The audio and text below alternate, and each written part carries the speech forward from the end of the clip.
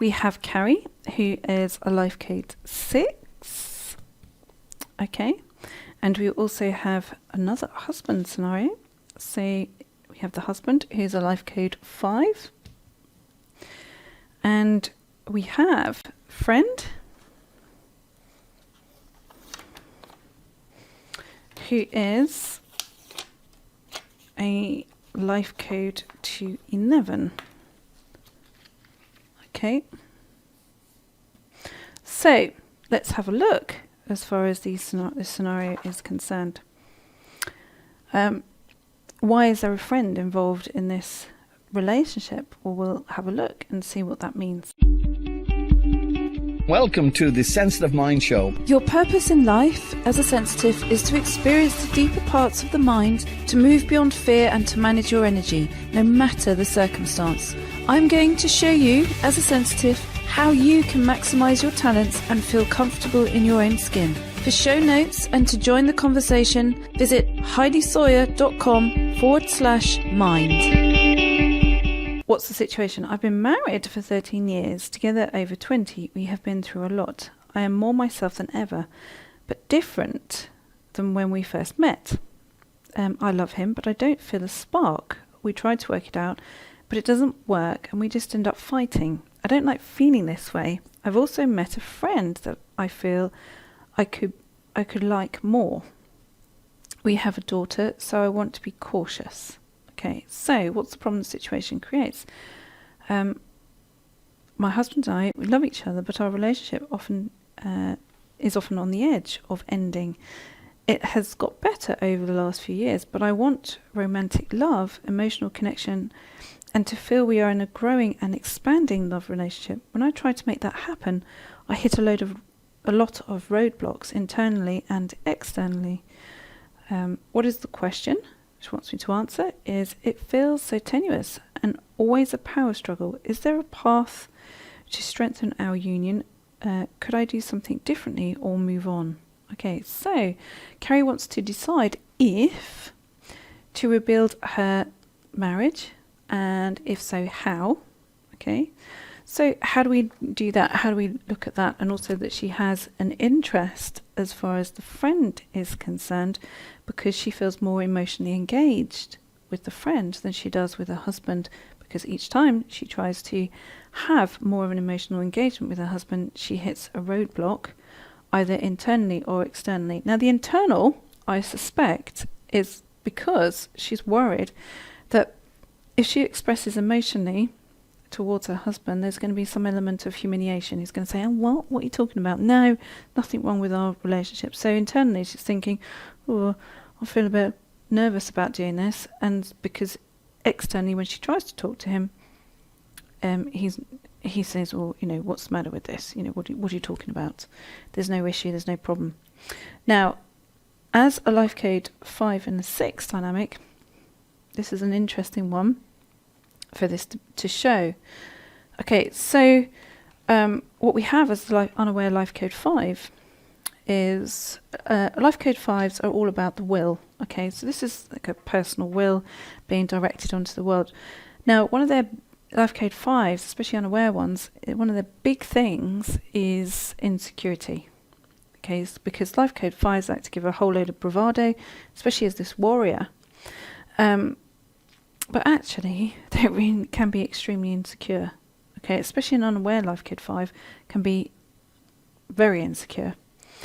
And often part of emotional insecurity means that if someone's emotionally insecure, they don't ever actually want to feel their emotions. They don't actually ever want to feel what they feel, because it means when you start to feel, you can't choose what parts of your feelings you want to feel. You feel all of them. So whether those are positive or negative. So as an unaware 5, he's never going to want to feel these negative emotions, as in terms of where his insecurities lie, or to even acknowledge them and to say, well, actually, I feel a bit insecure about that. So rather than ever have to acknowledge his own insecurities as that life code 5, he's going to say, well, I don't want to acknowledge any emotions whatsoever. Now, this is a real problem for this life code 6. Real problem, okay? Not an imaginary one, a real problem, because life code 6s, especially aware life code 6s, because it's all about the soul, okay? And especially around relationships, 6s are aware 6s want a soul, meaningful relationship. They are not going to want half-baked situations. They're going to want something that means something, because it's everything about the soul expression. Life code 6 is about the soul expression. The whole life is shaped around it at some level or another, especially as an aware one. As an aware one, it's very shaped around it. As an unaware one, it's kind of maybe some avoidance of it. But as an aware one, as an aware life code 6, they're going to need connection. Okay, so life code 6 have lots of paths that are directed towards them. So yes, life code 6s are often centre of attention, and they also like to be that, and they do well within it. They've got lots of connectors into them, okay, including that life code 5. So yes, if a life code 5 doesn't give them what they need, they've got plenty of other options kind of circulating their own energy system, including a direct connection to a life code 211. So we're going to have a look to see how that dynamic shows.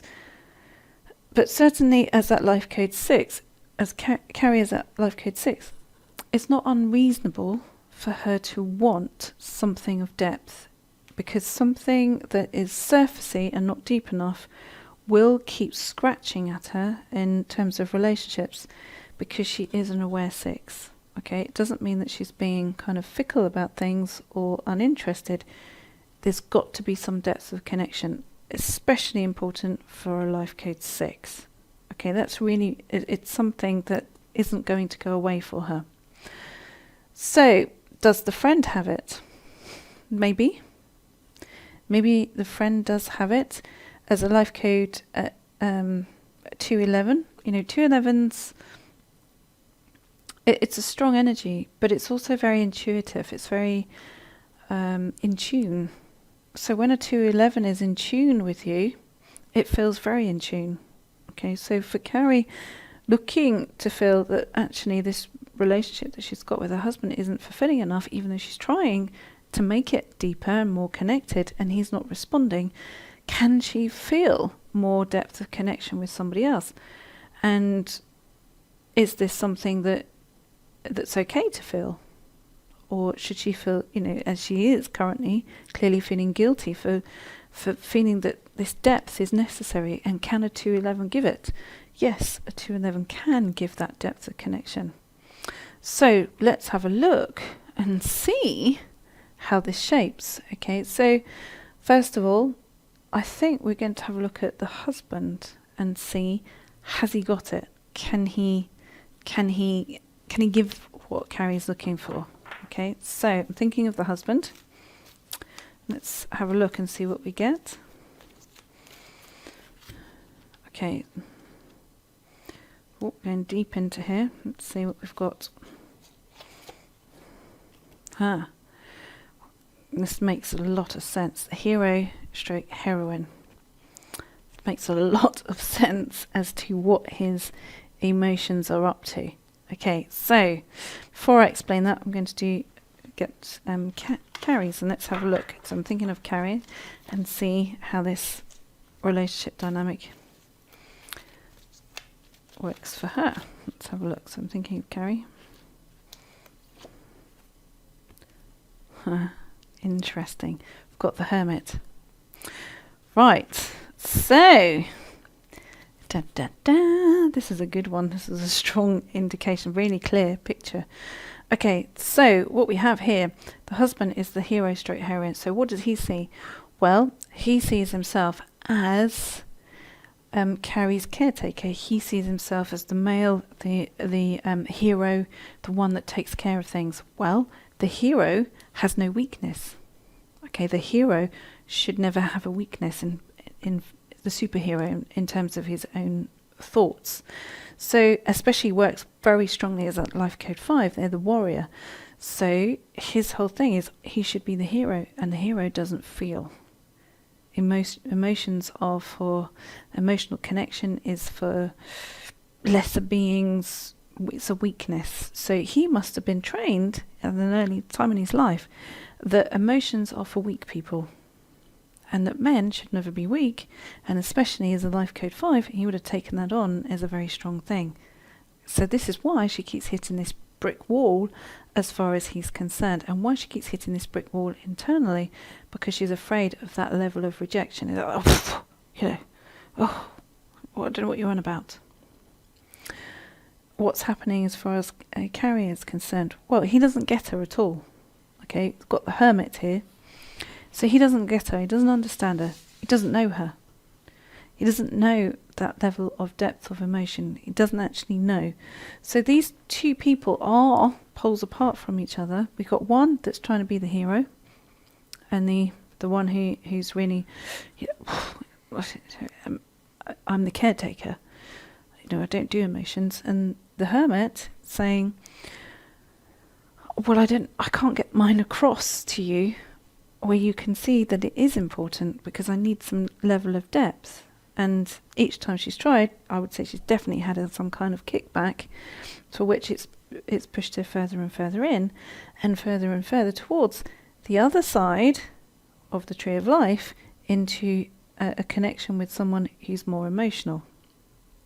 So let's have a look as far as the friend is concerned, and see what indicators lie there as far as Carrie's dynamic is.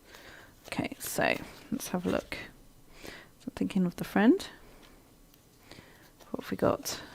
Oh, something stuck here. Oh, we've got the hedonist. Okay, so what does that mean? He is definitely indulging in his interest as far as Carrie is concerned. So I would say the friend knows that Carrie is interested, and he's enjoying that level of attention. Whether he actually means any depth of connection is concerned, that would be slightly questionable with the hedonist, but he's certainly enjoying the attention that Carrie is giving. Okay, but I strongly suspect that the friend is actually an avoidant. So when it actually came down to, so let's say if Carrie then said, well, actually, can we involve ourselves here? That the friend would go, and would run in the opposite direction, because, not because Carrie's done anything wrong, but because actually it was the attention that he enjoyed, not the commitment. Okay, so there is an issue as far as that's concerned. So what does Carrie do? Okay, so on the clear indicators here, it's not about solving her external world, it's about solving her internal world. Because what can she do? Because this husband of hers can't hear her, she can't communicate it, something's locked inside, and she's attracted somebody who enjoys her attention, but actually, if push came to shove, wouldn't be there for her. That's that hedonist, very much so. That's very, very strong. So what does she do in terms of her internal world? How does she solve that? Well, I strongly suspect that there are some codependent scenarios to resolve. Codependence in what does it mean in this scenario? It means that I'm no one without a relationship. I can't identify myself without a relationship.